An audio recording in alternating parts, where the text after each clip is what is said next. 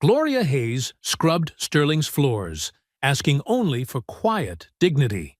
To Richard Sterling, the billionaire CEO, she was nothing but a black janitor to mock, a servant to humiliate. In front of his executives, he forced her to crawl like a dog, their laughter echoing off the glass walls. They thought she was broken, invisible, powerless. But Sterling couldn't see what lived behind Gloria's silence. 40 years of resilience, a mind sharper than they imagined, and the will to fight back. He believed he owned her dignity. He was wrong. By morning, she would own his empire's ruin. Before we go any further, comment where in the world you are watching from and make sure to subscribe, because tomorrow's story is one you don't want to miss. The marble floors gleamed under the harsh fluorescent lights, reflecting Gloria Hayes's weary movements as she pushed her cleaning cart through Sterling Dynamics' empty hallways. Her worn navy blue uniform hung loose on her frame, a testament to years of hard work and careful budgeting. The building felt different at night, silent, except for the soft swish of her mop and the distant hum of emergency lighting. Gloria hummed quietly, a habit from years of solitary night shifts. The melody was an old gospel tune her mother used to sing, a soft reminder of home and dignity. Each stroke of the mop was precise, methodical. She took pride in her work, even when others saw her as invisible. To Gloria, cleanliness was a form of respect, for the space, for herself. The executive floor always required extra attention. These marble surfaces weren't just floors. They were statements of power. Gloria knew every inch of the building, knew how to make expensive surfaces shine so brightly that the executives could see their reflections. A cruel metaphor she often thought about during long, quiet nights. As she rounded the corner near the main boardroom, sounds of laughter and clinking glasses caught her attention. Unusual for this late hour. Most executives would have gone home by now. Gloria hesitated, her hand gripping the mop handle a bit tighter. The boardroom door was slightly ajar. Voices spilled out, loud, drunk, aggressive. Richard Sterling's distinctive laugh cut through the noise like a knife. Gloria knew that laugh. It was the sound of power without accountability. She should keep cleaning, keep her head down, keep her job. But something made her pause. Something made her listen. Inside the boardroom, Richard Sterling stood at the head of a long mahogany table. Half-empty whiskey glasses were scattered around, expensive suits rumpled, ties loosened. 5 executives surrounded him, hanging on his every word, their laughter a chorus of performative appreciation. "Look who we have here!" Sterling's voice boomed as he spotted Gloria through the partially open door. His eyes glinted with a malicious spark. "Well, well, seems we have some late-night entertainment." Gloria froze. Her heart raced, but her face remained impassive. Years of workplace survival had taught her to reveal nothing. Come in," Sterling beckoned, his tone a command disguised as an invitation.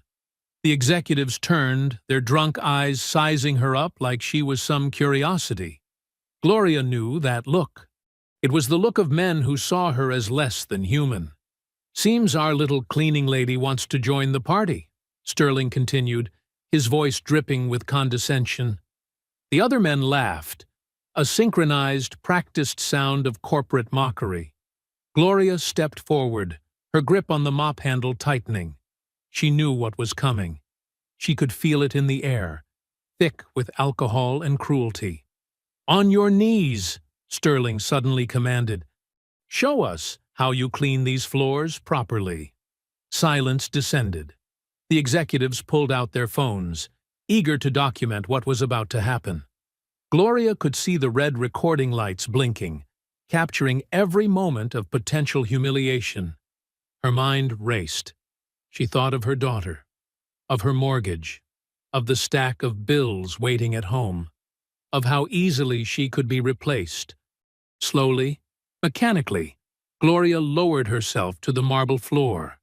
The executives erupted in laughter. Phones clicked. Richard Sterling watched, a triumphant smirk playing across his lips.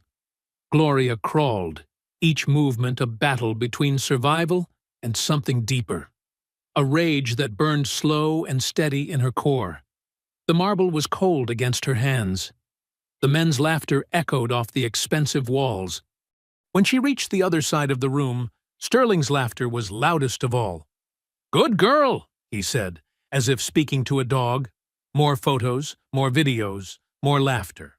Gloria said nothing, did nothing except complete the degrading task, her inner fire carefully banked, invisible to these men who saw her as nothing. After what seemed like an eternity, the executives grew bored.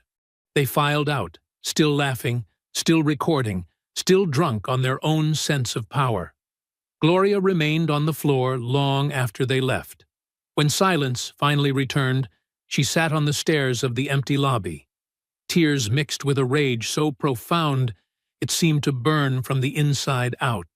"One day," she whispered to herself, "you'll regret this." Morning crept into Sterling dynamics like a timid intruder. Sunlight painted golden stripes across the lobby's polished floors. The same floors Gloria had spent hours cleaning. Her shoulders ached from the night's work, but the pain in her muscles was nothing compared to the weight in her chest. Gloria stood by the elevator, one hand resting on her cleaning cart. The chrome doors reflected her image. Uniform wrinkled, dark circles under her eyes, hair slightly disheveled from the long night. But her posture remained straight, defiant. They might have made her crawl, but they couldn't make her slouch. The morning shift workers began trickling in, their designer shoes clicking against the marble. None of them looked at her. Gloria was used to this invisibility. It was part of the job. Clean their mess, but don't be seen. Keep their world spotless, but remain in the shadows. The elevator dinged softly. As Gloria waited for the doors to open, she heard quick, nervous footsteps approaching. From the corner of her eye, she saw Eric Thompson, one of the younger interns. She'd noticed him before, always buried in paperwork, always looking slightly overwhelmed. He was different from the others, less arrogant, more aware of the people around him. Eric glanced over his shoulder, checking if anyone was watching. His dress shirt was wrinkled, and his tie hung slightly crooked. He moved closer to Gloria, pretending to check his phone. "Ms. Hayes," he whispered, his voice barely audible. Gloria tensed. No one here ever called her by name, let alone with respect. Eric's hand moved swiftly, passing something small and black to her. "A USB drive. You'll want to see this," he said under his breath. "But be careful." Before Gloria could respond, Eric was already walking away, disappearing into the growing crowd of morning arrivals. She slipped the drive into her uniform pocket, her heart beating faster. The weight of it felt like a burning coal against her leg. The elevator finally arrived. Gloria pushed her cart inside, grateful to be alone. As the doors closed, she caught her reflection again. Something had changed in her eyes, a spark of possibility, where before there had only been exhaustion. The ride home felt longer than usual. Gloria's small car, with its squeaking brakes and temperamental air conditioning, carried her through familiar streets. Past the coffee shop where she sometimes treated herself on payday. Past the school where her daughter had graduated. Past all the places that marked her life. A life of hard work and careful dignity. Her apartment building stood tired but proud in the morning light. Gloria parked in her usual spot, gathering her things slowly. The USB drive felt heavy in her pocket, like it carried more than just data. Inside her apartment, Gloria moved through her morning routine on autopilot. She hung up her uniform, made a cup of strong coffee, and pulled out her old laptop from the drawer beside her bed. The computer had seen better days. Its case was cracked at the corners, and some of the keys were worn smooth from use. But it still worked, and right now, that's all she needed. Gloria's hands trembled slightly as she inserted the drive. The screen flickered, then showed the contents. A single video file and several other documents with strange names. Long strings of numbers and letters that made no sense. She clicked the video file. The boardroom appeared on her screen, looking different in the harsh light of her laptop. The sound came through tinny and distorted, but clear enough. She watched herself enter the frame, watched Sterling's cruel smile, watched herself lower to her knees. Gloria's stomach churned. Her coffee sat forgotten, growing cold beside her. On screen, the executives laughed and jeered, their voices a chorus of privilege and cruelty. She forced herself to keep watching, even as tears threatened to fall. But something caught her eye, a detail she hadn't noticed in the moment. In the background of the video, behind Sterling's performative dominance, there were papers scattered on the boardroom table. Documents with red stamps, spreadsheets, what looked like offshore bank statements. Gloria minimized the video and looked at the other files on the drive. Most wouldn't open. They were locked behind passwords and encryption. But their names hinted at something bigger. Cayman Transfer 22, Singapore, Holdings, Board Oversight, Override. The morning sun now streamed through her small window, casting shadows across her laptop screen. Gloria sat back in her chair, her mind racing. The humiliation she'd endured was there, documented in cruel clarity. But there was more. Much more. "This isn't just about me," she muttered, staring at her cracked laptop screen. "Something else is here." Her fingers hovered over the keyboard as she studied the encrypted file names again. Each one seemed to hint at secrets buried in Sterling Dynamics' gleaming tower. Secrets that powerful men thought would stay hidden forever. Just like they thought no one would care about how they treated a night shift janitor. The USB drive blinked its small red light steadily, like a tiny heartbeat. On her screen, the paused video showed the boardroom frozen in time. A moment of cruelty that might have revealed far more than Sterling and his executives ever intended. Gloria stared at her reflection in the elevator's polished doors.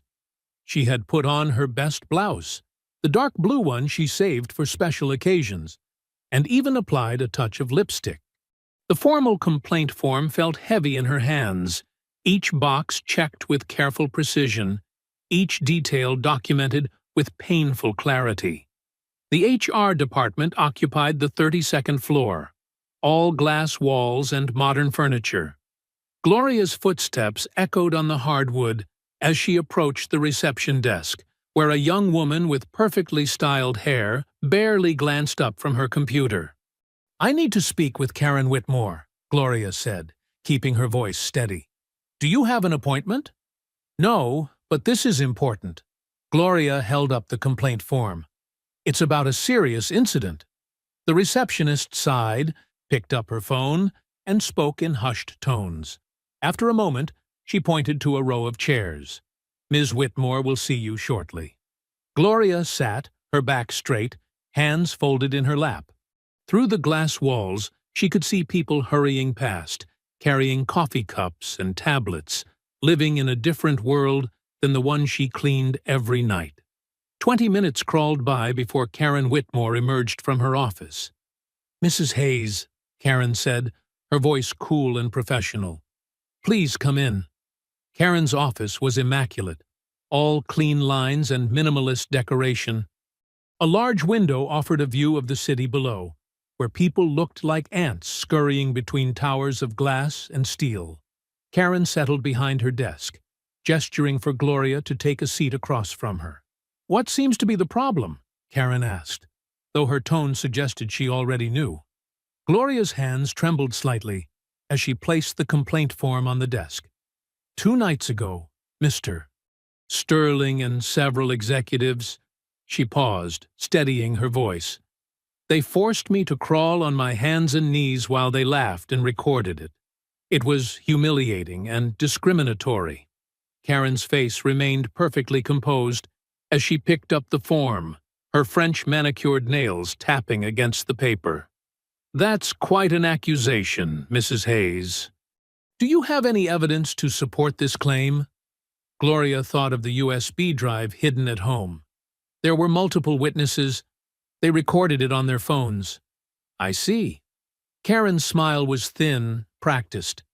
"Well, we take all complaints seriously here at Sterling Dynamics. We'll conduct a thorough investigation into the matter." She slipped the form into a folder. "Is there anything else? When will I hear back about the investigation?" "We'll be in touch once we've looked into it." Karen stood, signaling the end of the meeting. "Thank you for bringing this to our attention, Mrs. Hayes." Gloria left the office feeling unsettled. Something in Karen's smile, in the mechanical way she'd handled the complaint, set off warning bells. But she had done it. She had officially reported Sterling's behavior. There would have to be consequences now. Later that afternoon, Gloria used her cleaning cart pass to access the HR floor again. She needed to add one detail she'd forgotten to the complaint. But when she approached the receptionist's desk, the young woman looked at her with barely concealed hostility. "Ms. Whitmore is in meetings all afternoon," she said before Gloria could speak. "That's fine. I just need to check something in my complaint file."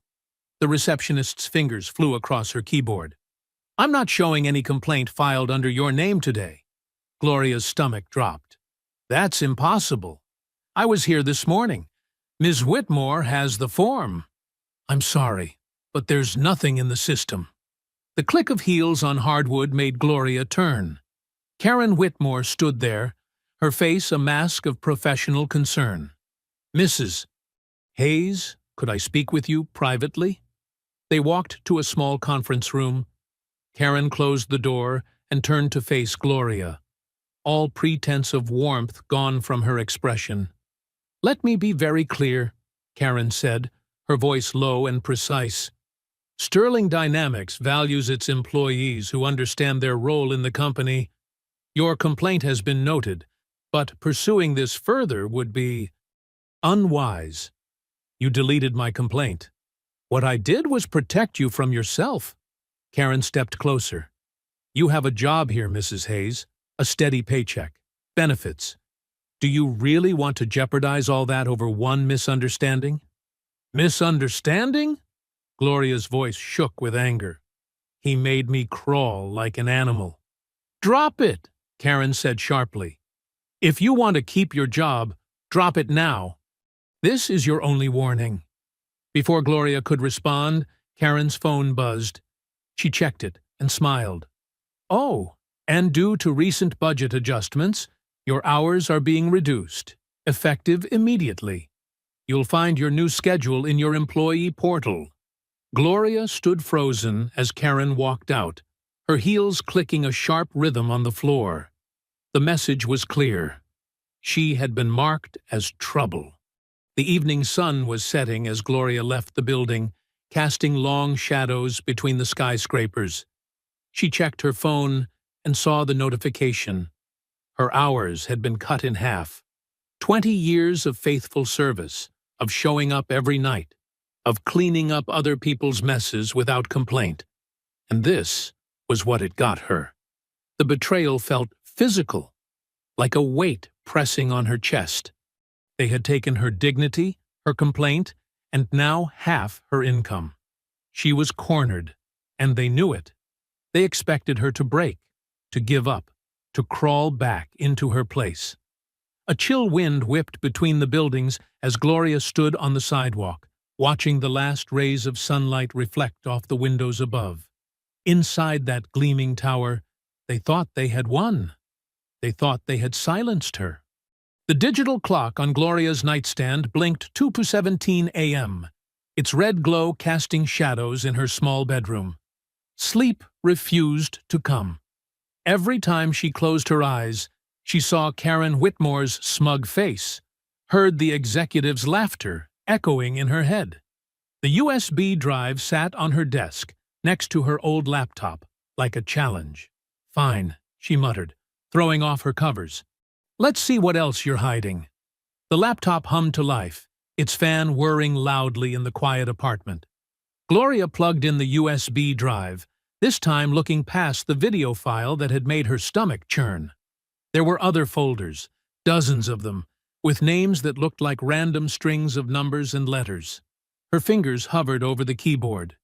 She wasn't great with computers, but her teenage son had taught her a few things before he left for college.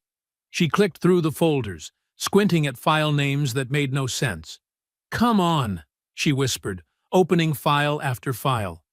Most were gibberish, encrypted data that looked like nonsense.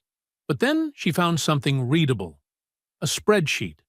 The numbers were huge, with commas and zeros stretching across the cells.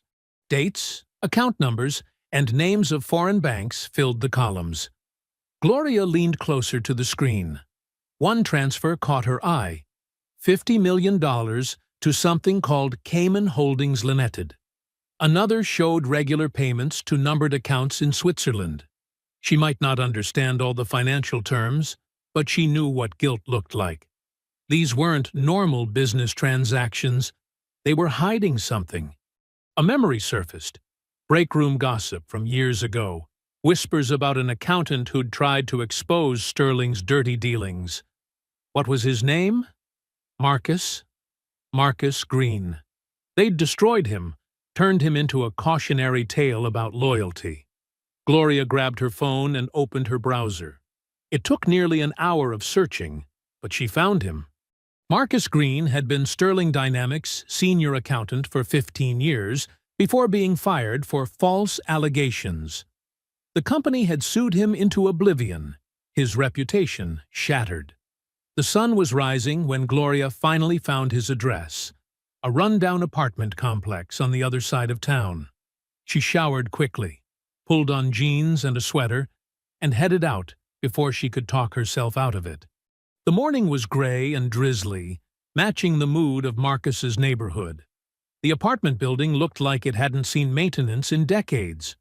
Paint peeled from the walls, and the stairwell smelled of mildew. Gloria climbed to the third floor, her heart pounding with each step. She stood before apartment 3C, took a deep breath, and knocked. Nothing. She knocked again, louder this time. "Who is it?" A gruff voice called from inside. "Mr. Green? My name is Gloria Hayes.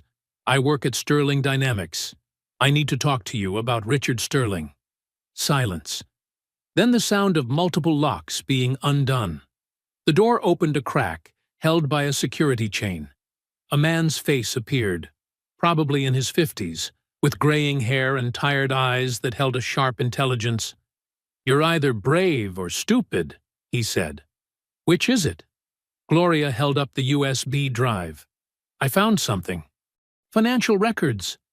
I think you might understand them better than I do."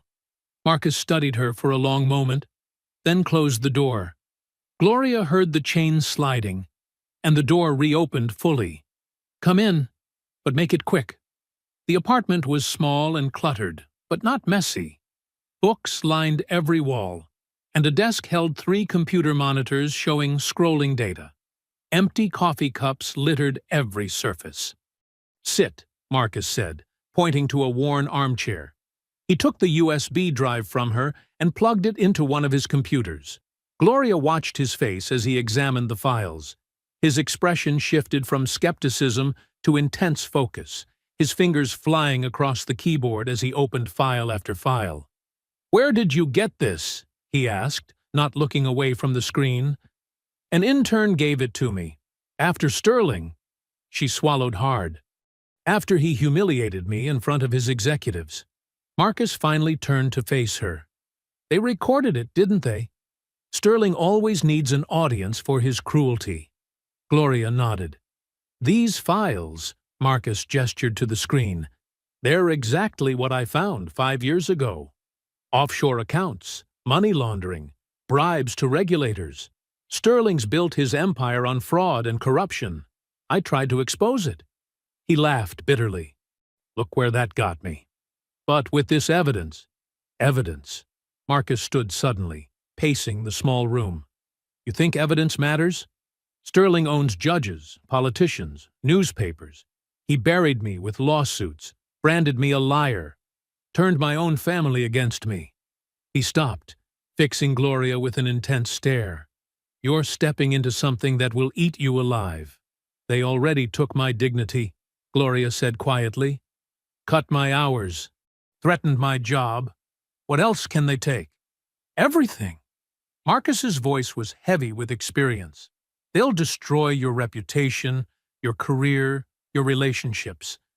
They'll make you doubt your own sanity. Sterling doesn't just beat his enemies, he erases them. Gloria stood, straightening her back. The same fire that had burned in her eyes the night of her humiliation flickered to life again. Can you help me understand these files? Really understand what they mean? Marcus studied her for a long moment. You're not going to back down, are you? No. He sighed, running a hand through his gray hair. Leave the USB. Come back tomorrow night.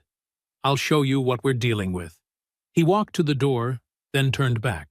Gloria? They will try to break you. Are you sure about this? Gloria stepped into the hallway, her voice steady and quiet. Then let them try. Gloria's footsteps echoed through Sterling Dynamics' empty parking garage. The evening shift always started this way, quiet and lonely. Her cleaning cart's squeaky wheel needed oil, its familiar rattle keeping her company as she made her way to the employee locker room. Something felt off the moment she pushed open the heavy metal door. The fluorescent lights flickered overhead, casting uneven shadows across the rows of dented gray lockers. Her nose caught the sharp smell of something chemical. Her locker, number 247, came into view. The door hung open, its hinges twisted. Gloria's steps slowed, her heart beginning to pound against her ribs. No, no, no, she whispered, rushing forward. The inside of her locker was a nightmare. Someone had dumped bleach over everything. Her spare uniform was shredded, the fabric falling apart in clumps. But what made her hands shake were the photos, her precious photos. The picture of her son's graduation, now bleached white and torn down the middle. The old photo of her mother. Gone. 20 years of memories. Destroyed. A piece of paper fluttered to the floor. Gloria picked it up, her fingers trembling. The message was typed in bold letters. Stay quiet. She sank onto the wooden bench, clutching the ruined photo of her son. The image of his proud smile, now dissolved by chemicals, blurred through her tears. But these weren't just tears of sadness. Hot anger rose in her chest, making her whole body tense. Her phone buzzed, making her jump. Marcus's name flashed on the screen. Gloria, where are you? His voice was urgent, almost panicked. At work. Someone destroyed my... Get out of there. Now. Marcus spoke quickly, his words tumbling over each other. Sterling has people everywhere. Security guards, janitors, maintenance workers. They're all his eyes. I've been monitoring the company's internal communications. They know about the USB. They're looking for you. Gloria stood, scanning the locker room. The shadows suddenly seemed deeper, more threatening. But my shift? Forget the shift. They're not just trying to scare you anymore. This is how it started with me. First the warnings, then... Marcus's voice caught. Just get somewhere safe. Don't go home. Don't use your credit cards. They'll track everything. A door slammed somewhere in the building. Gloria's breath caught in her throat. I hear someone, she whispered into the phone. Back exit, now. Don't let anyone see you. Gloria grabbed her purse and moved quietly toward the emergency exit. Footsteps echoed from the hallway. Heavy, purposeful steps. Not another cleaner. She pushed through the exit door as slowly as possible, trying to minimize its creaking. The cold night air hit her face as she stepped into the alley behind the building. Her phone buzzed again. "Are you out?" Marcus asked. "Yes, but I can't just run forever. Listen to me. I tried fighting them alone. That's why they won. You need to—" Gloria cut him off. "No, I'm not hiding." She touched her pocket, feeling the USB drive safely tucked away. "They want me scared. They want me small. Just like when Sterling made me crawl. Gloria, please. You know what's on this drive, Marcus. It's not just about the money, is it? These aren't just account numbers. This is evidence of real crimes. People they've hurt. Lives they've ruined." Silence filled the line. Finally, Marcus sighed. "There's more than I told you this morning. The offshore accounts? They're connected to labor violations, environmental crimes, bribes to cover up workplace accidents. 3 workers died last year in Sterling's factories overseas. The company paid to make it disappear."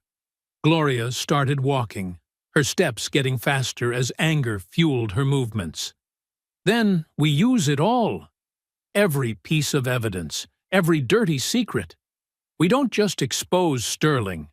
We burn his whole corrupt empire to the ground. They'll come after you harder than before. You saw what they did to your locker. Next time, we'll be ready." Gloria's voice was steel. "You tried to fight them alone, Marcus. But I'm not alone. I have you. We have the truth.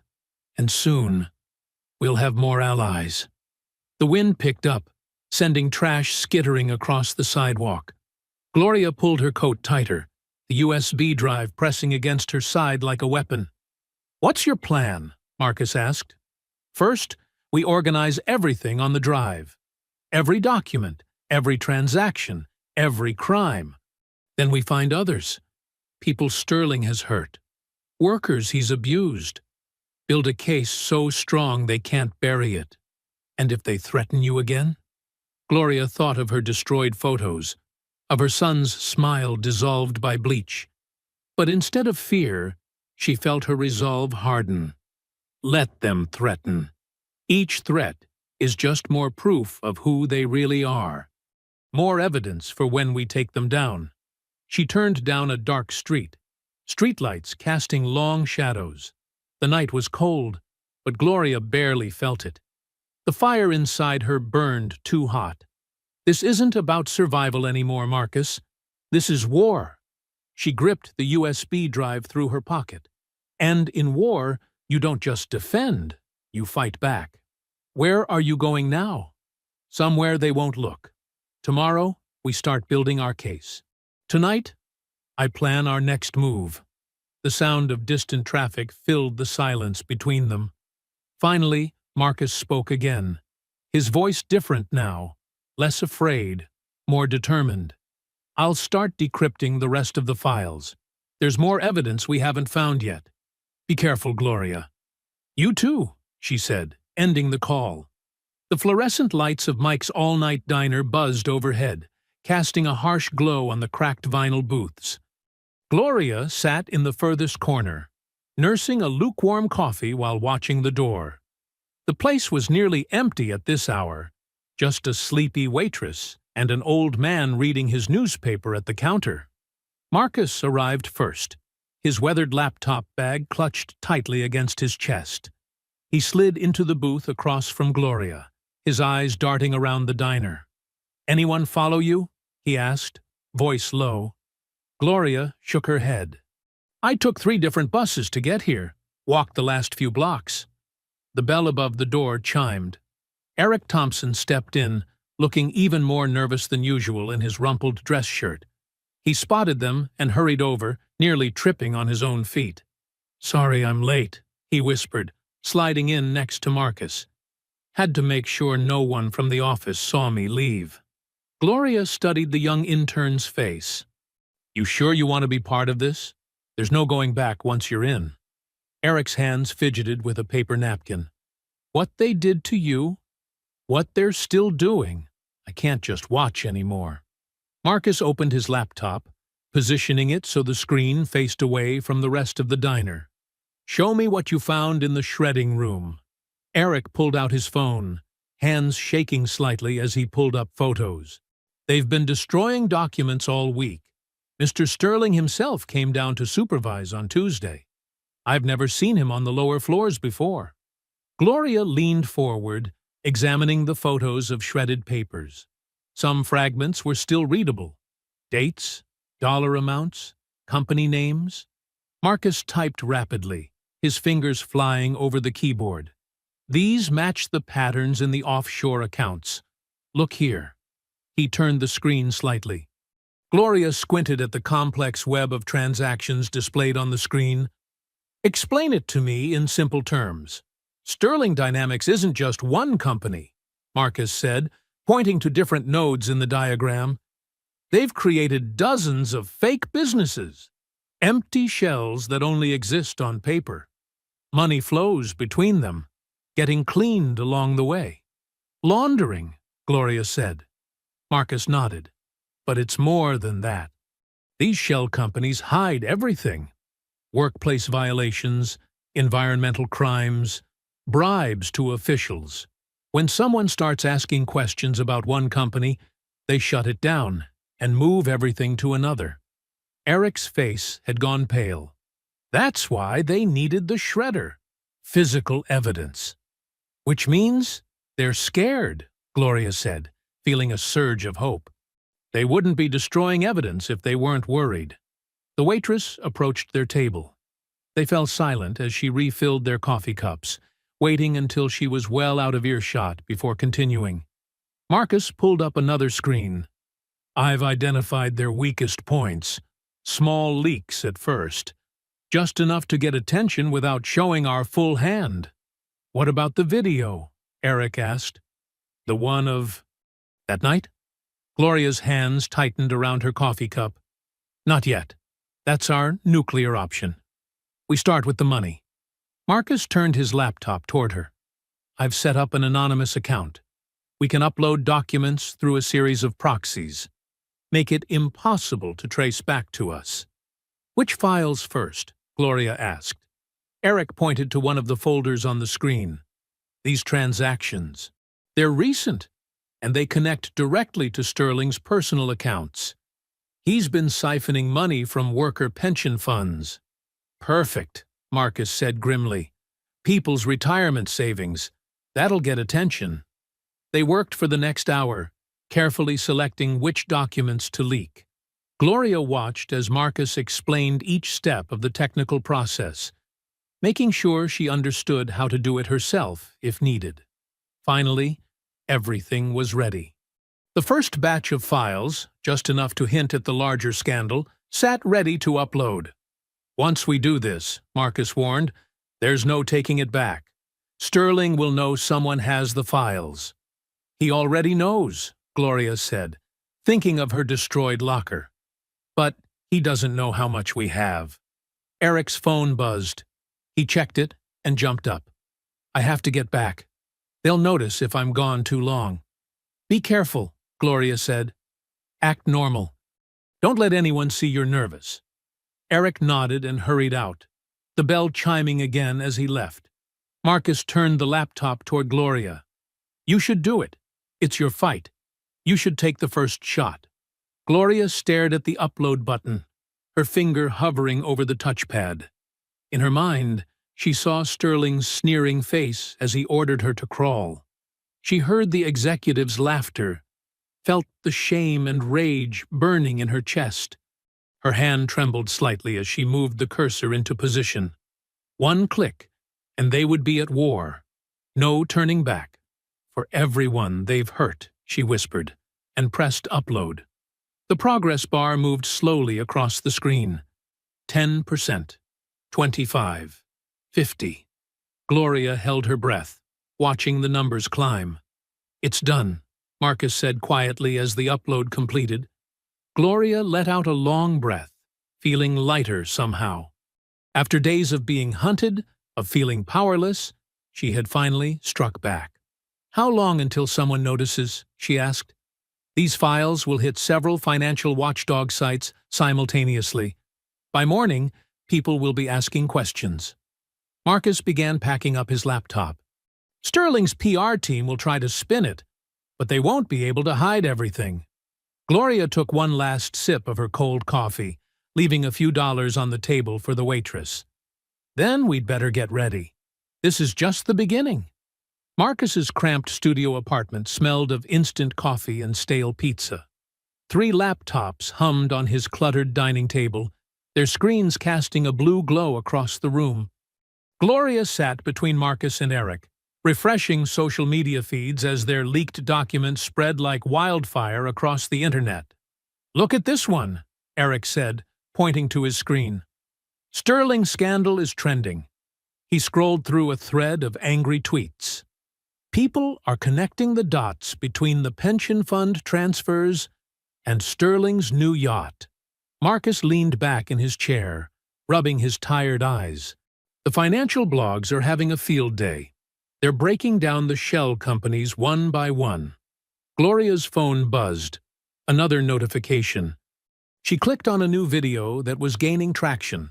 Someone had edited together clips of Sterling's public speeches, highlighting his racist jokes and discriminatory comments. The comments section boiled with outrage. "Corporate news isn't touching it yet," Marcus noted, scanning major news sites. "They're waiting to see how Sterling responds." As if on cue, Eric's laptop pinged. "Press release from Sterling Dynamics," he announced, reading quickly. "Listen to this garbage. Recent allegations circulating online represent a coordinated disinformation campaign against our company.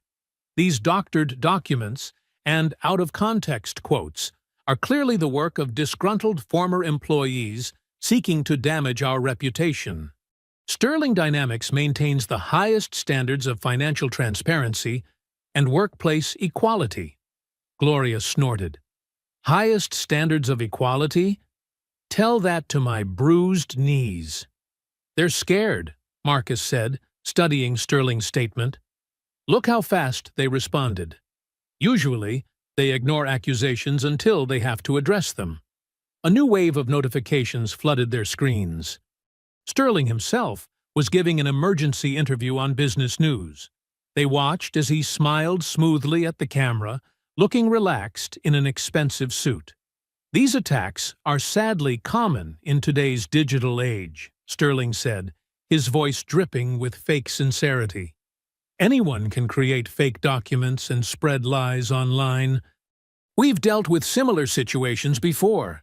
Disgruntled ex-employees, failed job applicants, people looking for quick settlements. Our legal team is tracking the source of these false allegations." "Failed job applicants?" Gloria's voice shook with anger. "I've worked in his building for 6 years."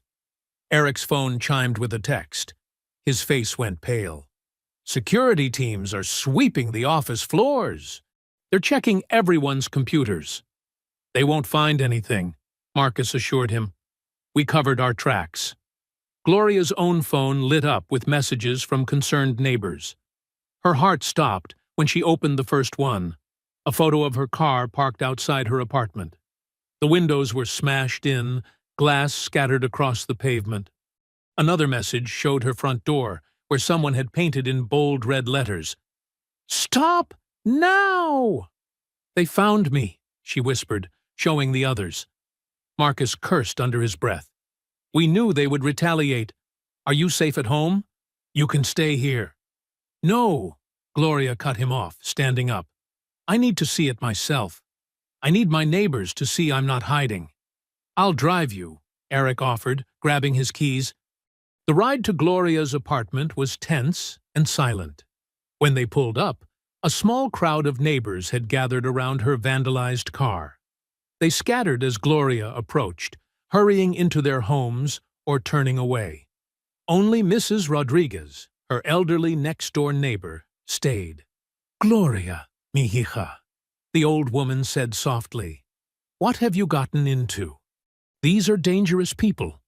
Gloria stood before her destroyed car, glass crunching under her feet. The red threat on her door seemed to glow in the streetlight. Her hands clenched into fists as she felt her neighbors watching from behind their curtains. "They think they can scare me into silence," she said, loud enough for everyone to hear. Mrs. Rodriguez touched her arm. Maybe it's better to be quiet. To stay safe. That's what they want," Gloria replied. "They want us all quiet and scared, looking the other way while they steal and abuse and destroy lives."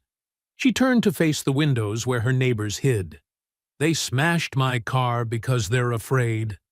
They're afraid of the truth coming out." Eric shifted uncomfortably beside her. "We should document this. Take pictures for evidence." Gloria nodded, pulling out her phone. As she photographed the damage, she noticed curtains twitching, faces appearing and disappearing in windows. Her neighbors were listening, watching, even if they were too afraid to stand with her.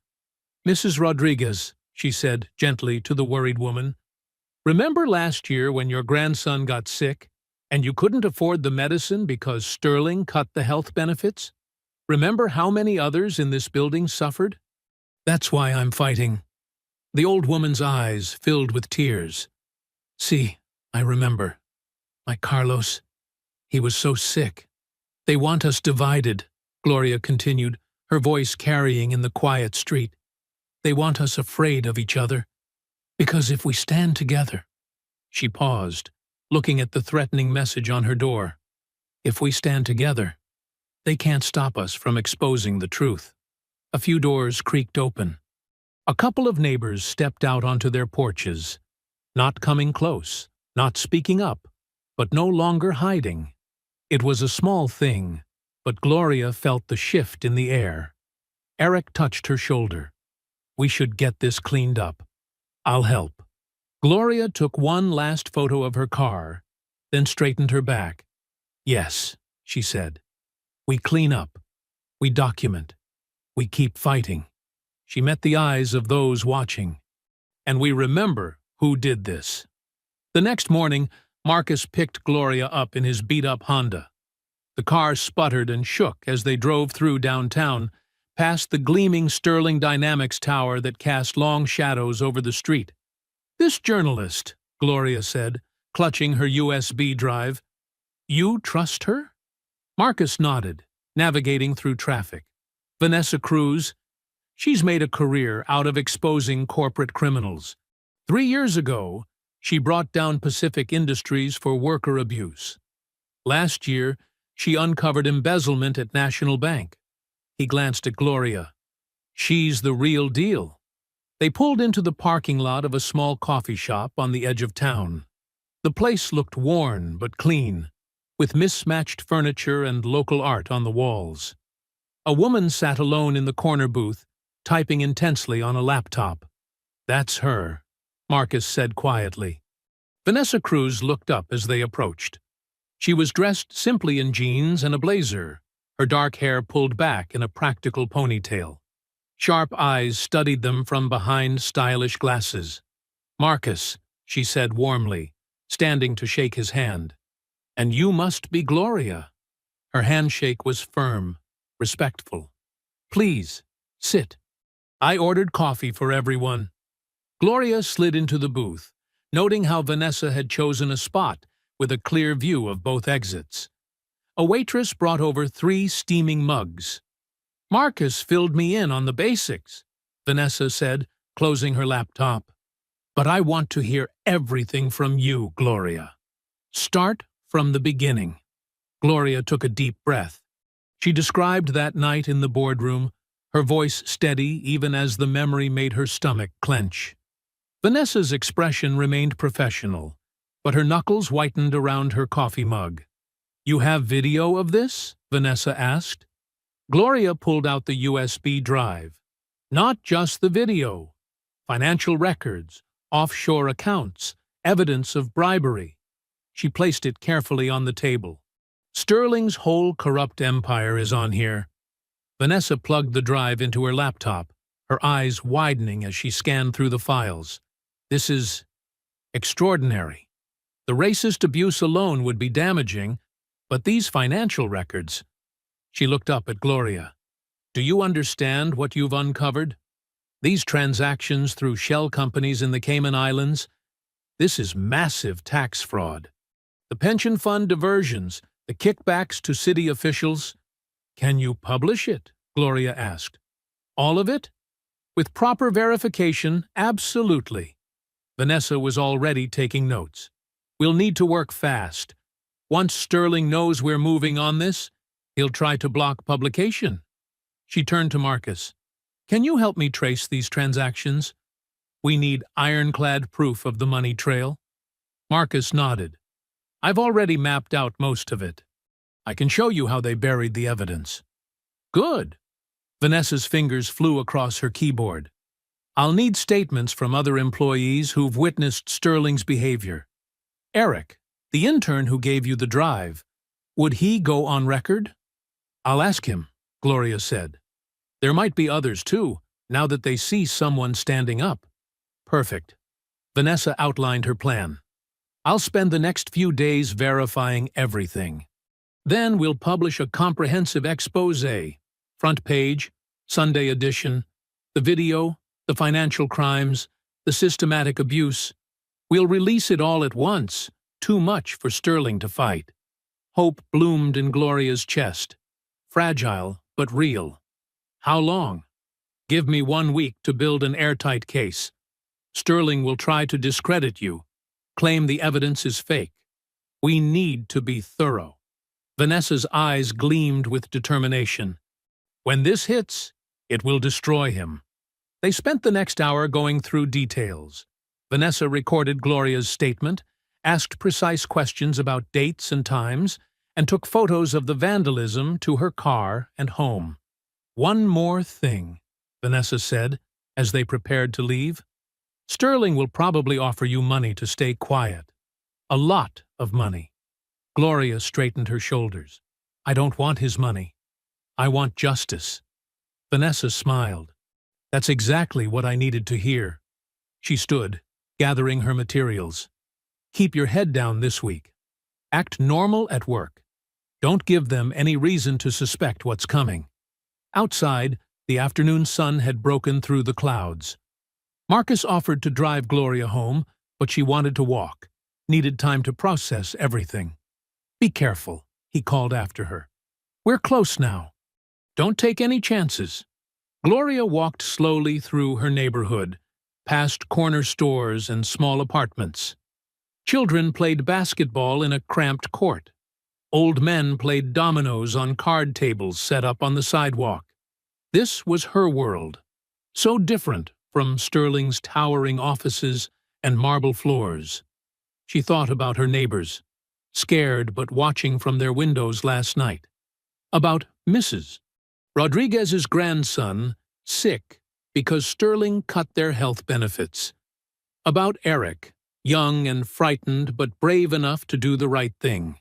About Marcus, who lost everything trying to expose the truth and never stopped fighting. The setting sun painted the sky in deep purples and oranges. Gloria looked up at the stars just beginning to appear. After years of grinding work, of swallowing her pride, of being treated like she was nothing, justice was finally within reach. It's finally happening, she whispered to the night sky, allowing herself, for the first time, to truly believe it. Gloria woke to sunlight streaming through her bedroom window. The expected day of the exposé had arrived, but something felt wrong. The morning was too quiet, too still. She reached for her phone, heart sinking when she saw no notifications from Vanessa. The past week had crawled by. She'd kept her head down at work, mopping floors and emptying trash, while pretending not to notice Sterling's smug face when he passed her in the hallways. Each night, she'd checked news websites, waiting for the story to break. Now, silence. She turned on the TV, flipping to the news channels. Nothing about Sterling Dynamics. Her hands trembled as she dialed Vanessa's number. It rang 4 times before connecting. Gloria? Vanessa's voice was thick with tears. Where's the story?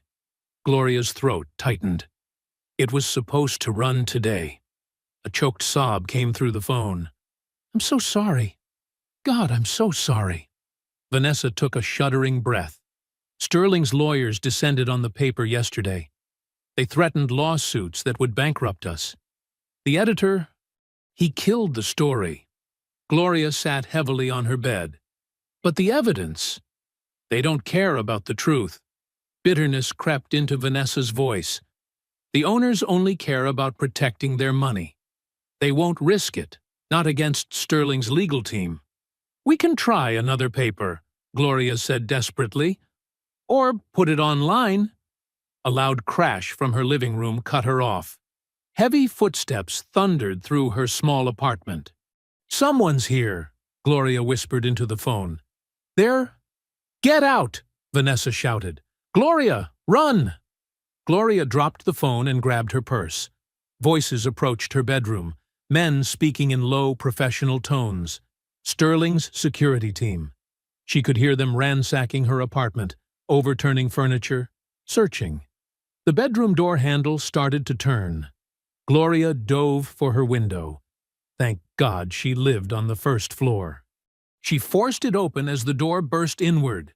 Two men in dark suits rushed in, but she was already halfway through the window. "Stop her!" one shouted.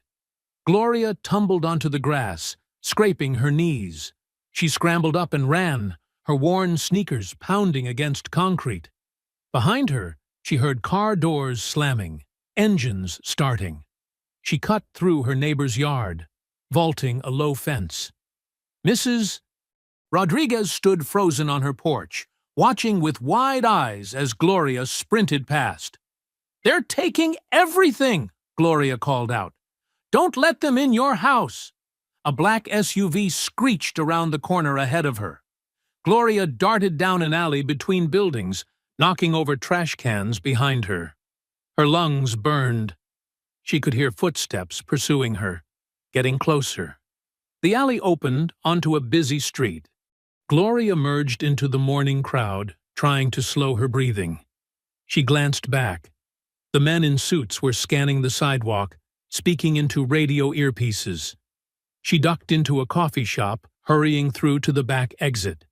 As she burst out into another alley, her phone buzzed.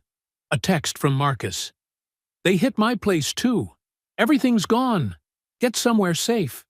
Gloria's vision blurred with tears of rage and despair.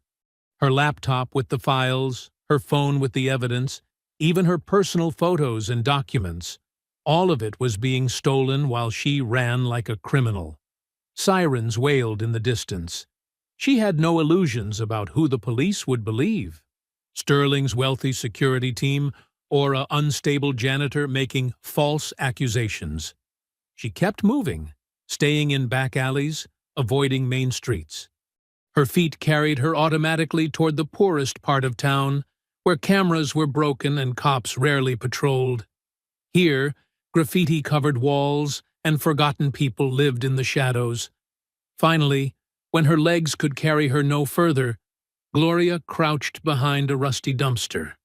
The smell of rotting garbage made her gag, but she didn't dare move. Her whole body shook with exhaustion and fear. Everything was gone. The video proof of her humiliation, the financial records, all of it taken. Worse, they now knew she had evidence against Sterling. There would be no going back to normal, no quiet life possible now. A rat scurried past her feet. Gloria pressed her fist against her mouth to stifle a sob. How had it gone so wrong? She'd done everything right. Gathered evidence, found allies, gone to the press. But money and power had won again. Her phone buzzed one last time before dying. Another text from Marcus. "They're calling you a disgruntled employee spreading lies. It's all over social media. Sterling's PR team is destroying your reputation." Gloria leaned her head back against the grimy wall. The alley was silent except for distant traffic and the scrabbling of rats. Above her, a thin strip of sky was visible between the buildings, the same sky she'd looked at so hopefully just days ago. She thought of Sterling in his pristine office, laughing with his executives about the bitter janitor who dared to challenge him. She imagined Vanessa crying at her desk, her integrity crushed by corporate lawyers. She pictured Eric, probably terrified into silence, and Marcus, whose warnings had proved brutally true. A police car cruised slowly past the alley entrance. Gloria held her breath until it passed. She had lost everything: her job, her home, her evidence, her reputation. The truth itself had been stolen from her, replaced with Sterling's lies. The dumpster's shadow grew longer as the morning wore on. Gloria stayed hidden, trying to think past her panic. But every path forward seemed blocked, every ally neutralized, every hope crushed under the weight of Sterling's money and influence. She had nothing left. Again. Late afternoon shadows stretched across Marcus's cramped apartment as Gloria huddled on his worn couch. The small space smelled of instant coffee and desperation. Her body ached from running, and her mind raced with images of her ransacked home. "They took everything," she said, her voice hollow. "Every file, every piece of evidence." She stared at her trembling hands. Maybe this is it. Maybe they're too powerful. Marcus paced near the window, occasionally peeking through the dusty blinds. His apartment was even more sparse than usual. Shelves cleared, papers gone, laptop missing. Sterling's men had been thorough here, too. "I warned you they'd come hard," he said, but there was no satisfaction in his tone. "When they destroyed me years ago, at least they left my furniture." He laughed bitterly. "Guess they're getting more aggressive." Gloria sank deeper into the couch. "What do we do now?" "We?" Marcus stopped pacing. "There might not be a we anymore, Gloria. They know about me helping you. They'll be watching. Maybe." He rubbed his face. "Maybe it's time to cut our losses." The words hung heavy in the air. Gloria felt tears threatening again, but forced them back. She'd cried enough today. A tentative knock at the door made them both freeze. Marcus grabbed a baseball bat from behind his desk, approaching cautiously. "Who is it?" he called. "It's Eric," came a whispered response. "Please, let me in. Quick." Marcus checked through the peephole, then opened the door. Eric stumbled in, looking pale and disheveled in his wrinkled intern's suit. "They're going crazy at the office," he said, collapsing into a chair. "Sterling's having everyone's phones checked, computers searched. They're paranoid about more leaks." He looked at Gloria. "I heard about what happened. I'm so sorry." Gloria stared at him. "Sorry doesn't help much now, does it? Everything's gone. They won." Eric fidgeted with his tie. Not everything." Both Gloria and Marcus straightened. "What do you mean?" Marcus demanded. Eric pulled out his phone with shaking hands. "When I first gave you the USB, Gloria, I kept a copy. Just the video of that night. Not the financial stuff, but—" He swallowed hard. "I hid it in a locked folder on my personal phone. They haven't found it." Gloria stood slowly, anger and hope warring in her chest. "You had this all along? While I was running for my life? While they were destroying everything I own?" "I was scared," Eric's voice cracked. "When I saw what they did to your place, to Marcus's, I didn't—" "You were protecting yourself," Marcus said flatly. "No, I mean, yes, but—" Eric held out his phone. "I brought it now. It's not much, but it's something. The world should see what kind of man Sterling really is."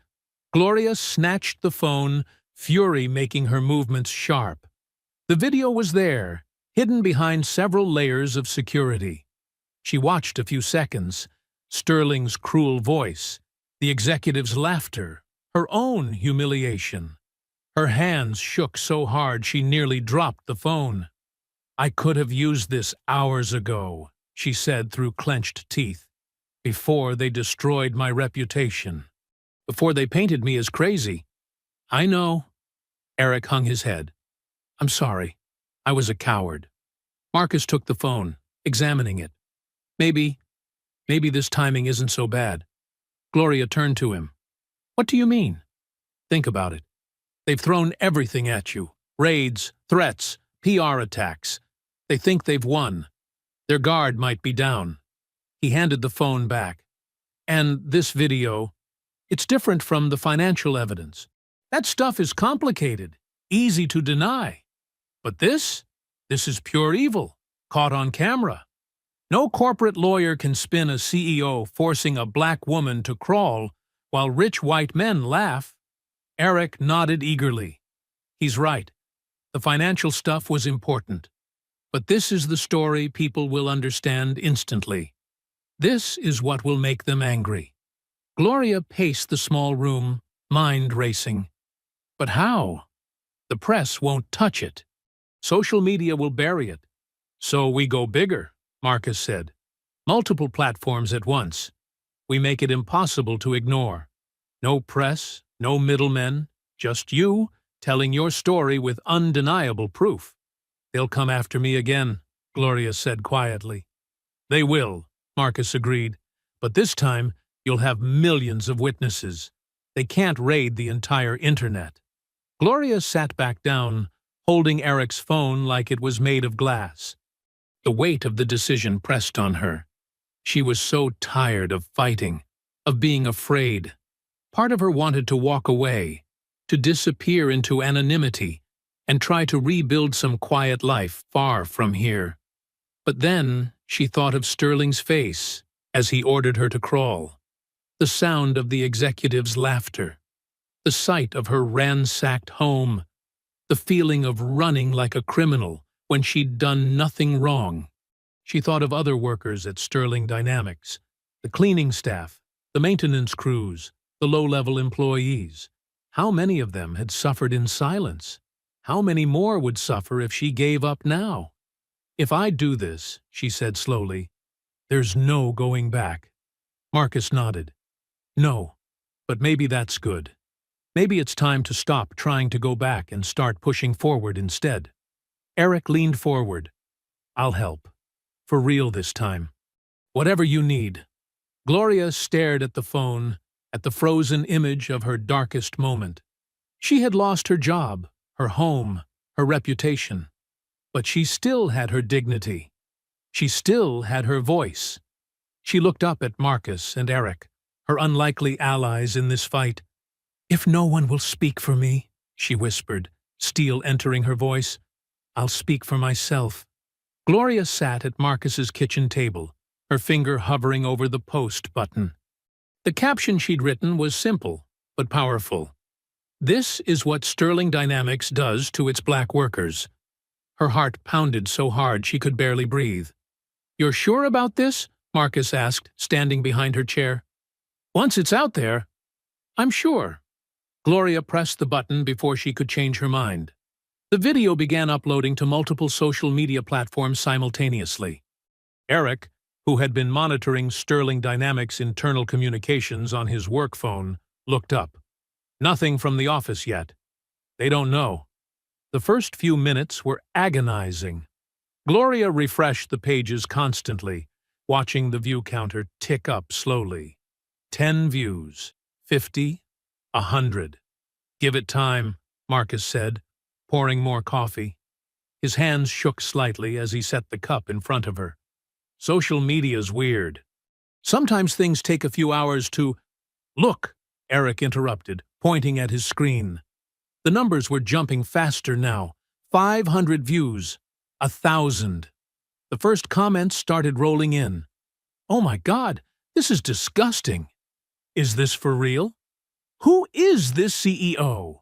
Gloria's phone buzzed, then buzzed again, and again.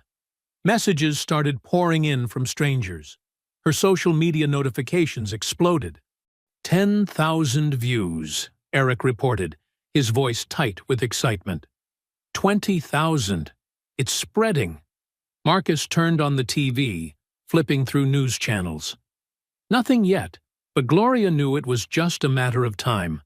Her hands were trembling so badly she had to set her coffee down. Someone just shared it to a major civil rights group's page, Eric said. And, unbelievable, they have millions of followers. The view counter became a blur. Hashtags started trending. Sterling Dynamics. Justice for Gloria. For corporate racism. People were sharing their own stories of workplace abuse in the comments. The video was being reposted, shared, discussed in multiple languages. Gloria's phone rang, a number she didn't recognize. "Don't answer anything yet," Marcus warned. "Let it build. Let them chase you." Another hour passed in a surreal haze. The protest started small, just a few people gathering outside Sterling Dynamics with hastily made signs. But social media live streams showed the crowd growing steadily. College students, activists, workers from other companies. Their chants echoed up from the street. "Shame on Sterling. Justice for Gloria." 1 million views, Eric whispered. "It's been 3 hours."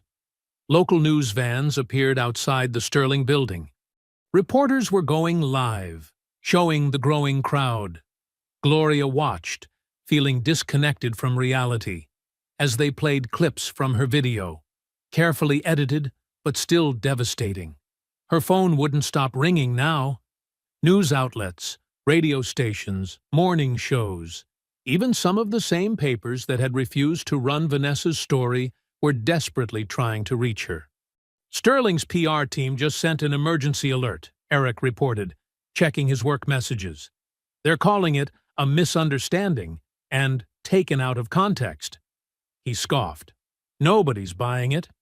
The protest crowd had swelled to fill the entire block. Police had set up barriers.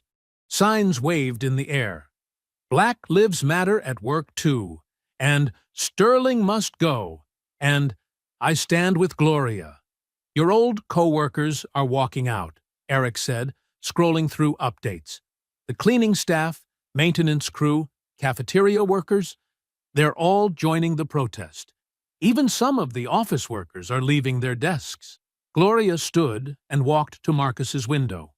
From here, she could just barely see the edge of the crowd gathered around Sterling Dynamics building. The chants were louder now, carried on the wind. "Justice for Gloria! Justice for Gloria!" Her phone buzzed with a text from Vanessa. "You brilliant woman! Every major outlet is running the story now. They can't ignore it anymore. Call me when you're ready." Marcus touched her shoulder gently. "You okay?" Gloria realized she was crying, but these weren't tears of shame or fear. She felt something she hadn't experienced in a long time. Power. Real power. Not the fake kind that Sterling wielded through money and cruelty. "Look at the comments," Eric said softly. "People are sharing their own videos now. Other workers, other companies. You started something bigger than Sterling." Gloria pressed her hand against the window glass. The setting sun painted the sky in fierce oranges and reds, like the city itself was on fire with righteous anger. The chants grew stronger, a wave of voices carried up from the streets below. "Justice for Gloria! Justice for Gloria!" "I was so afraid," she whispered. "For so long, I was terrified of them. Of him. But look!" She gestured at the scene below. "Look how many people were just waiting for someone to speak up. Look how many people were just waiting for proof that they weren't alone." "Sterling's lawyer is trying to get the video taken down," Eric reported, "but it's too late. It's everywhere now. News sites are hosting it. International media is picking it up. It's trending in Europe and Asia." Marcus squeezed her shoulder. "What do you want to do next?" Gloria watched another news van pull up to the protest. The crowd had filled 3 city blocks now. Signs waved. Voices rose. The truth, finally, was being heard. "Now," she said, her voice steady, "we tell the whole story, not just the video. Everything. The fraud, the threats, the cover-ups." She turned to face her allies. "But this time, we tell it with millions of people watching. The chants echoed up from the street, a chorus of justice that shook the very foundations of Sterling's empire. Justice for Gloria! Justice for Gloria! Sterling's emergency press conference was hastily arranged in the main lobby of Sterling Dynamics. Gloria, Marcus, and Eric watched it unfold on the massive wall-mounted TV in Marcus's apartment. The afternoon sun cast harsh shadows across Sterling's face as he stepped up to the podium, his usual confident smirk replaced by barely contained rage. "The video circulating on social media is a malicious fabrication," Sterling declared, adjusting his red silk tie. Behind him, a row of executives shifted uncomfortably, their forced smiles cracking at the edges.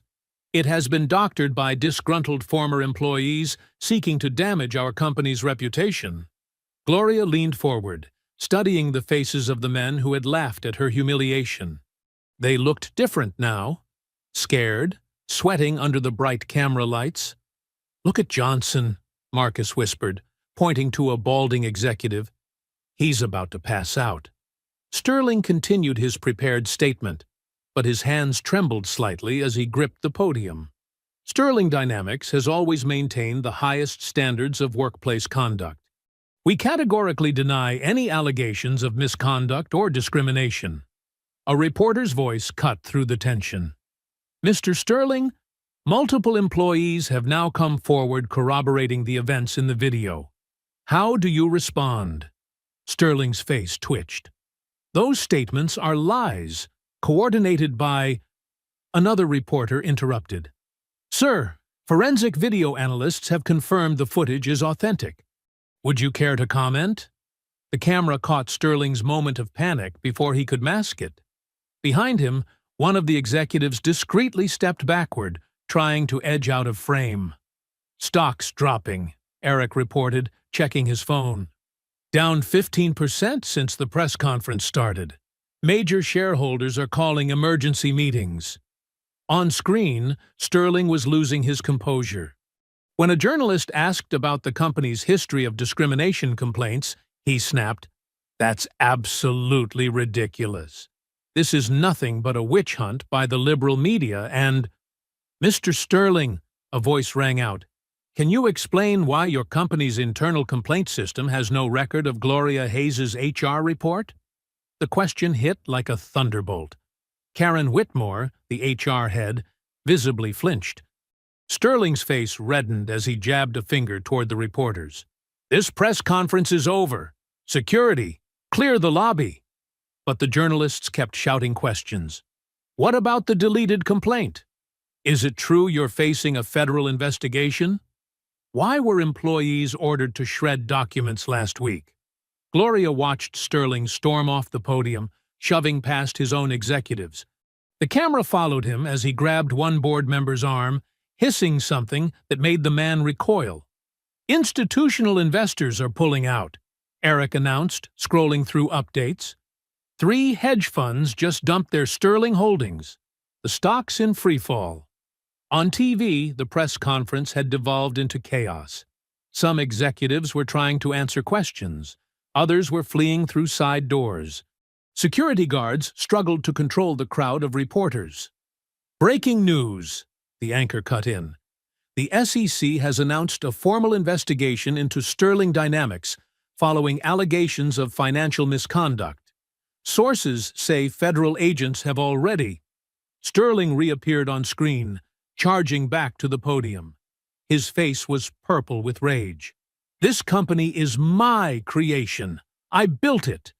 And I will not stand here while some jumped-up janitor tries to destroy—" A board member tried to pull him away, but Sterling shoved him off. "Get your hands off me, all of you! You're nothing without me! Nothing!" The camera caught every second of his meltdown. Security finally managed to drag him away, but not before he knocked over the podium and screamed obscenities at the reporters. "Unbelievable," Marcus breathed. "He just imploded on national television." Gloria watched the chaos with an eerie calm. This was the man who had forced her to crawl, who had laughed at her dignity, who had threatened and terrorized her. Now he was the one falling apart. "More workers are walking out," Eric reported. "Not just here. Other Sterling offices across the country.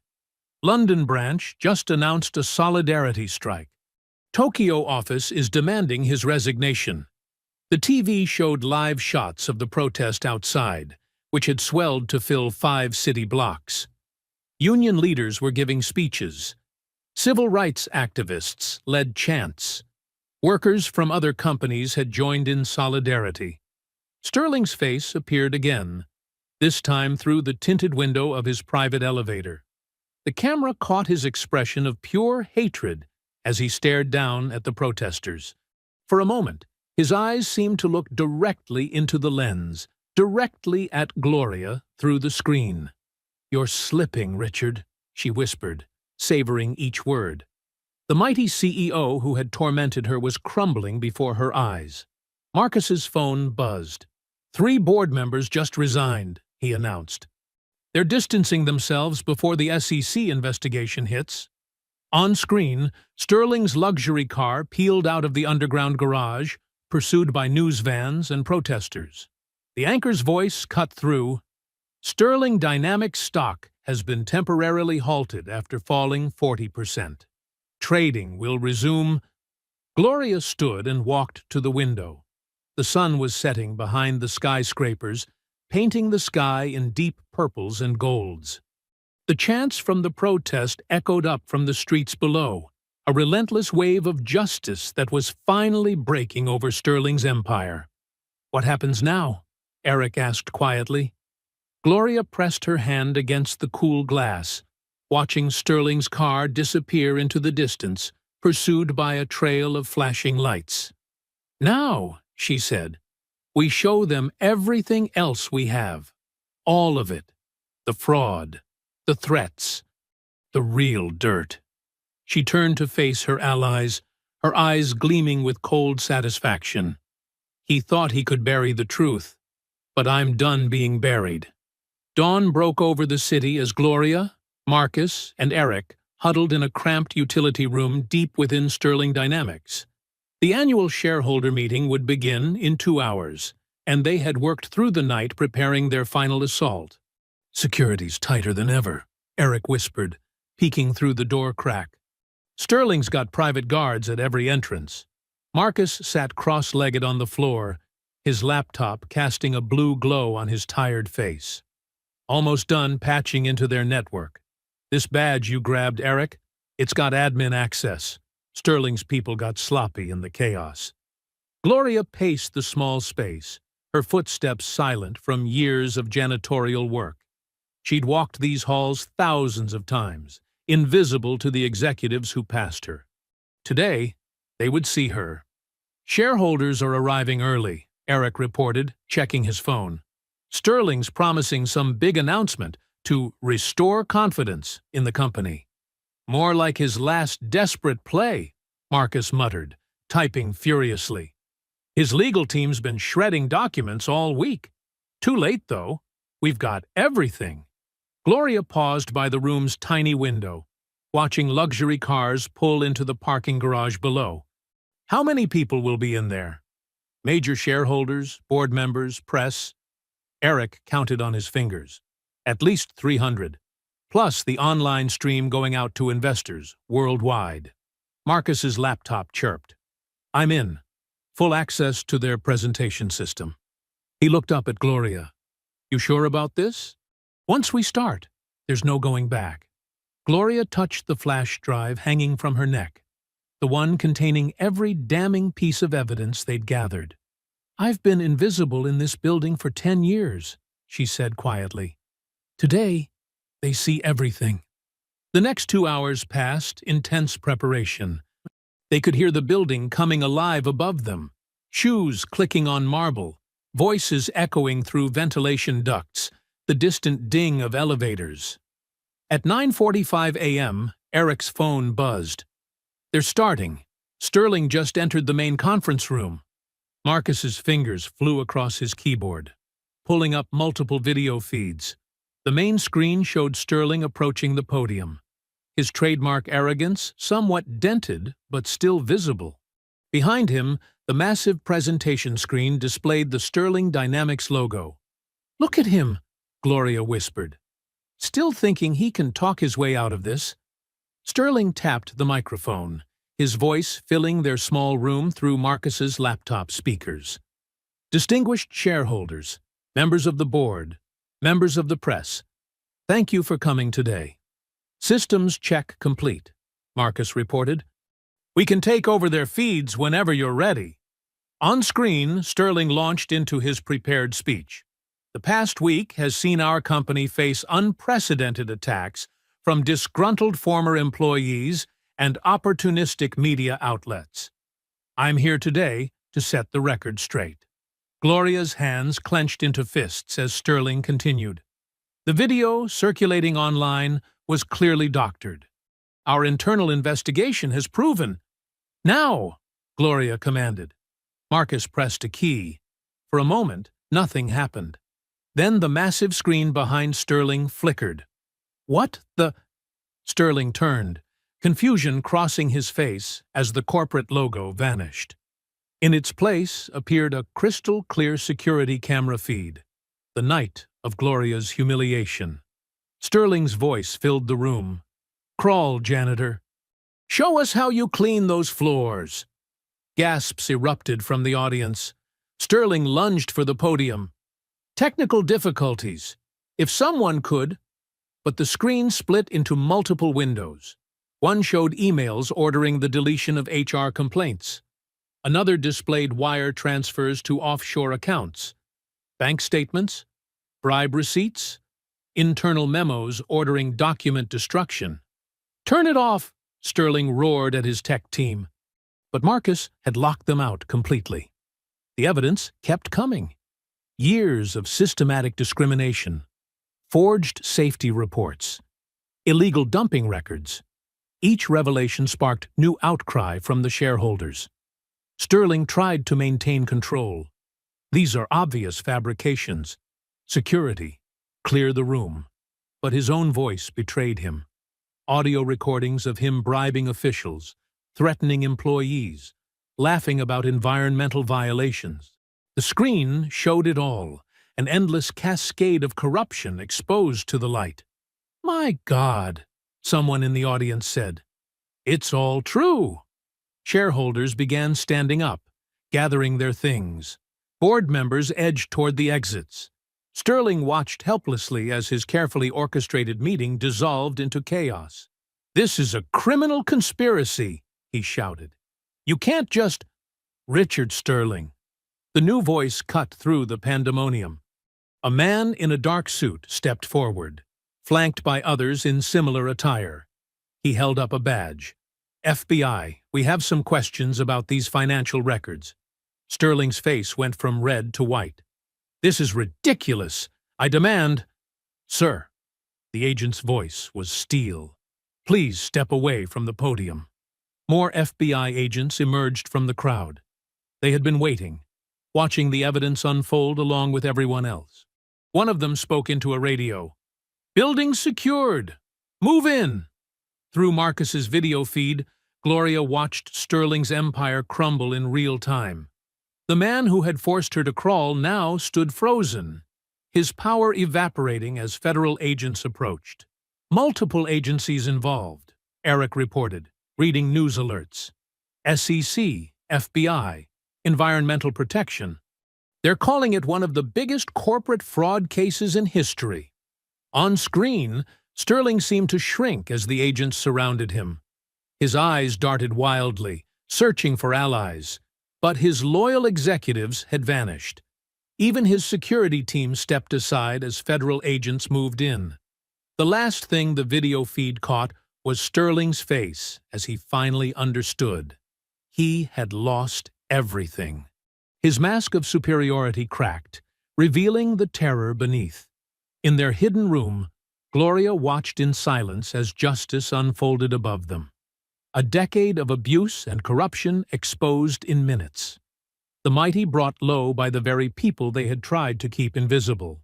Through the utility room's small window, Gloria watched federal agents lead Sterling through the lobby in handcuffs. His Italian suit was wrinkled, his carefully styled hair disheveled. Camera flashes exploded as reporters pressed against the glass doors, hungry for the shot of the disgraced CEO's perp walk. "Get these off me!" Sterling's voice carried through the building's marble halls. "Do you know who I am? I'll have all your badges for this." Marcus kept his laptop recording, documenting every second. 10 years of being untouchable, and it all comes crashing down in one morning. On various news feeds, headlines screamed across their screens. Sterling Dynamics CEO arrested. Massive corporate fraud exposed. Racist CEO taken down by janitor's evidence. Through the lobby's revolving doors, they could see the chaos unfolding outside. Protesters who had gathered during the meeting now cheered as Sterling emerged. Their signs bobbed in the morning air. Justice for Gloria. Black Lives Matter. End corporate corruption. Sterling's face twisted with rage as reporters thrust microphones toward him. "This is a setup. That janitor, Hayes, she orchestrated this whole thing. When I get out—" "Save it for your lawyer, sir." An FBI agent cut him off, guiding him firmly toward a waiting police car. Inside, the shareholder meeting had devolved into panic. Eric's phone buzzed constantly with updates from the trading floor. "Stocks in freefall," he reported, "down 60% and dropping. Trading might get halted." Through the security feeds, they watched executives rushing to their offices, shredding documents and deleting files. But it was too late. Federal agents were already spreading through the building, seizing computers and boxes of records. "Look at them run," Marcus said softly. "Like rats from a sinking ship." Gloria stayed focused on Sterling. The man who had towered over her life for a decade, who had treated her like dirt beneath his shoes, was now being forced to duck his head as agents guided him into the back of a police car. "You're finished, Hayes!" Sterling screamed through the window. "I'll find you! I'll destroy you!" But his threats sounded hollow now, desperate. The gathered crowd booed him, drowning out his voice. Karen from HR hurried past their hiding spot, clutching her purse and personal items. Her heels clicked rapidly on the marble floor as she headed for the exit, not even bothering to clear her office. Just yesterday, she had been Sterling's loyal enforcer. Now she couldn't escape fast enough. Gloria's phone vibrated. Vanessa Cruz, the journalist who had been pressured into killing the story. "Gloria, I'm outside. The Times wants your full story. Front page. No interference this time. The publisher himself guaranteed it." More updates poured in. The SEC was launching a full investigation. Environmental Protection Agency officials were en route. Labor departments from 3 states wanted statements about worker harassment. "They're talking class action lawsuits," Eric said, scrolling through legal forums. Other employees coming forward with similar stories. Law firms are already advertising for plaintiffs. Through the window, they watched Sterling's police car pull away from the curb. The man who had built a $2 billion empire on corruption and cruelty was headed for a holding cell, and his desperate threats echoed hollowly in the morning air. "We should go," Marcus said, packing up his equipment. "Feds will be sweeping every floor soon." But Gloria couldn't move yet. She stood, transfixed, watching the aftermath of the explosion she had detonated. Shareholders huddled in groups, shouting into phones about their cratering investments. Board members hurried to waiting cars, dodging reporters' questions. Decades of carefully constructed power, undone in minutes. News helicopters circled overhead, their cameras capturing the chaos at Sterling Dynamics for the morning shows. Satellite trucks lined the street, their antennas reaching skyward like accusing fingers. "Gloria?" Eric touched her arm. "We really should leave."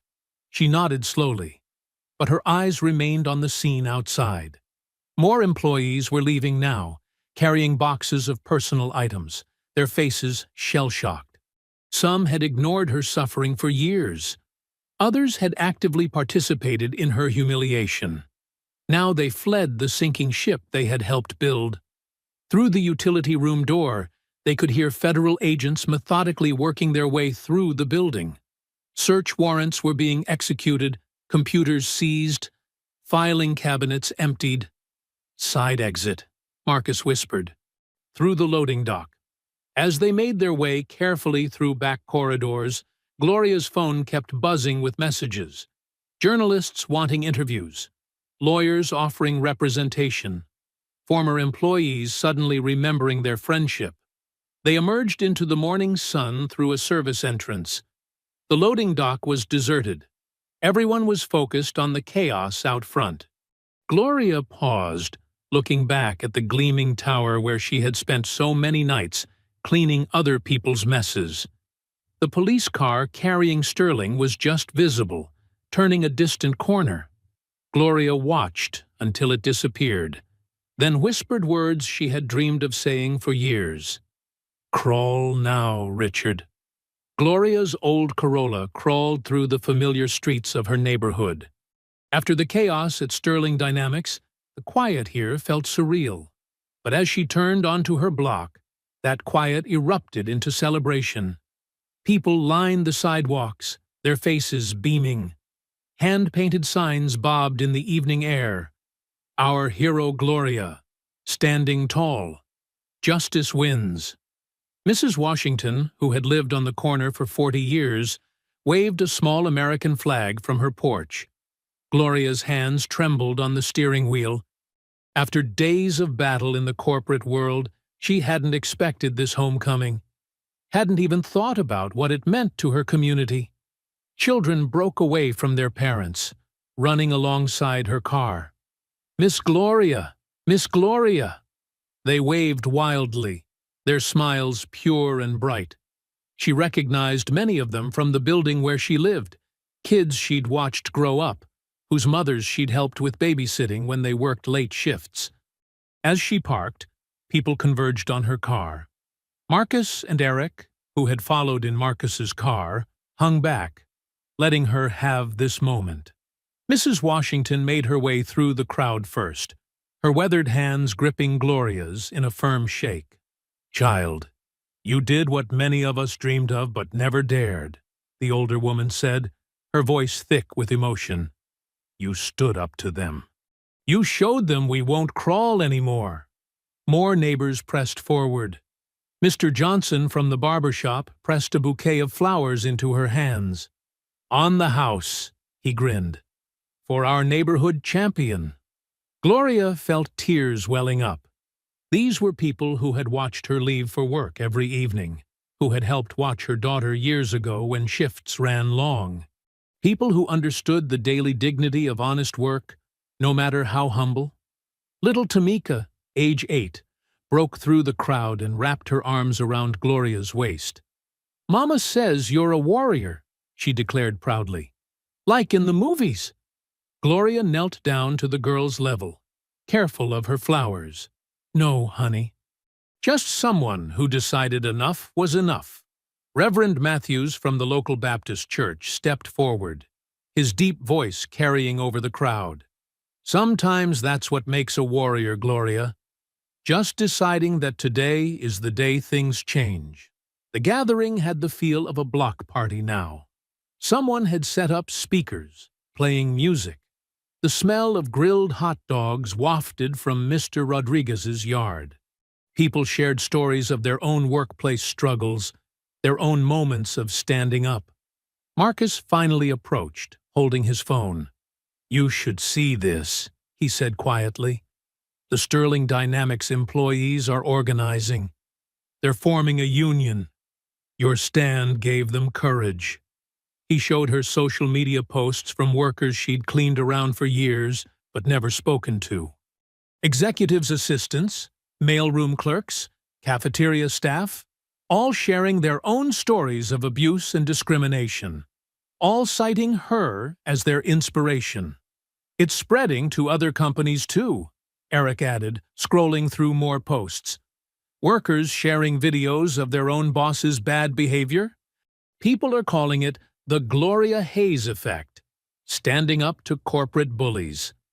The celebration continued as sunset painted the sky in deep oranges and purples. Someone had brought out folding chairs, and Gloria found herself on her front porch, surrounded by neighbors sharing food and stories. Mrs. Washington's granddaughter, a law student, talked excitedly about studying labor rights. "What you did, Ms. Hayes. It's going to be in textbooks someday. A case study in worker empowerment." But Gloria wasn't thinking about textbooks. She was thinking about all the nights she'd spent cleaning Sterling's office, how he'd never once looked her in the eye, how he'd made her feel small, invisible, less than human. "You know what makes me proudest?" she said to the gathered neighbors. "Not taking Sterling down, not the media attention. It's that maybe some other worker out there, someone being treated like they're nothing, will see this and know they don't have to take it." A gentle evening breeze rustled through the trees. Children played tag between the adults' chairs, their laughter carrying on the wind. These were the people Sterling had looked down on, the cleaners, the drivers, the store clerks who kept the world running. From her porch, Gloria could see the distant silhouette of downtown, where Sterling Dynamics Tower stood. Tomorrow, there would be more interviews, more lawyers, more battles to fight. The story wasn't over. But right now, surrounded by her community's love and pride, she felt a deep peace. One of the older men from down the block raised his paper cup in a toast. "To Gloria Hayes," he called out, "who reminded us all what courage looks like." The crowd echoed his toast, cups raising under the deepening twilight. Gloria looked out at their faces, proud faces, strong faces, faces that had known struggle but never surrendered their dignity. As the stars began to appear and children were called home for bedtime, Gloria settled into her favorite porch chair. The neighborhood gradually quieted, though pockets of celebration continued down the block. She breathed in the cool evening air, feeling truly at peace for the first time in days. Marcus and Eric had left earlier, promising to update her on any developments. Her phone still buzzed occasionally with messages, but she'd turned off the ringer. This moment was for her community, for the simple triumph of standing tall. A soft smile played across her lips as she watched the last colors fade from the sky. "They wanted me on my knees," she whispered to herself, "but I was always standing taller than them." I hope you enjoyed that story. Please share it with your friends and subscribe so that you do not miss out on the next one. In the meantime, I have handpicked 2 stories for you that I think you will enjoy. Have a great day.